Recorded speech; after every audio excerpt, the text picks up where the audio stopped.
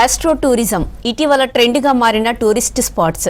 మనకు దగ్గరలోని మారుమూల ప్రాంతం నుంచి ఇతర రాష్ట్రాల్లోని సరస్సులు, సముద్ర ప్రాంతాల్లో ప్రయాణించవచ్చంటున్న నిర్వాహకులు. సెల్ ఫోన్ సిగ్నల్, పొల్యూషన్ లేని స్వచ్ఛమైన గాలినిచ్చే ప్రాంతాల్లో పర్యటించడానికి ఆసక్తి చూపిస్తున్నారు పర్యాటకులు. అలాంటి ప్రాంతాల్లో ఆరు బయట, ఇంటి మిద్దె మీద ఆకాశంలోని చుక్కలని చూస్తూ ప్రకృతిలోంచి వచ్చే స్వచ్ఛమైన శబ్దాలను ఎంజాయ్ చేయడమే ఆస్ట్రో టూరిజం.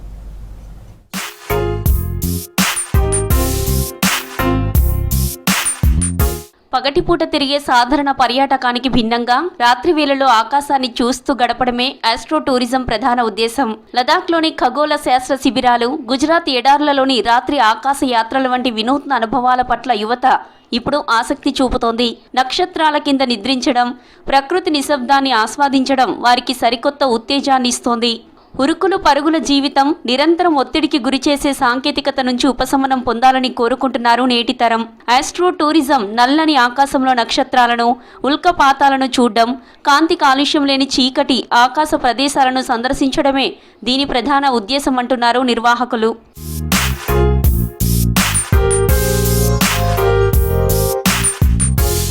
ఆస్ట్రో టూరిజం అనేది పూర్తిగా టెలిస్కోపిక్ పరిశీలన, ఉల్కపాతాలు, ఖగోళ శాస్త్ర పర్యటనలు వంటి వినోదాత్మక కార్యకలాపాలపై ఉంటుంది. డార్క్ స్కై ప్రదేశాలకు డిమాండ్ పెరుగుతుంది. నక్షత్రాలను గమనించడానికి ఎక్కువ సమయం తీసుకోవాల్సి ఉంటుంది. ఎప్పుడు స్మార్ట్ ఫోన్లతో బిజీగా ఉండే నేటి తరం ప్రశాంత యాత్రలపై ఆసక్తి చూపిస్తున్నారు. ఐసాల్లో వర్క్ చేస్తాను. చిన్నప్పుడు మిద్దె మీద పడుకొని చుక్కల్ని చూసుకుంటూ పడుకునే వాళ్ళం. అప్పుడు చాలా చల్లగా ఉండేది వాతావరణం. కానీ ఇక్కడ హైదరాబాద్లో ఇప్పుడు డస్ట్ పొల్యూషన్ వల్ల స్టార్స్ అంతా మంచిగా కనపడదు ఇప్పుడు. So if there is an opportunity to go back to the childhood memories and see the stars and sleeping under the stars will be really amazing actually. So if someone is organizing, I think I would like to participate in that actually.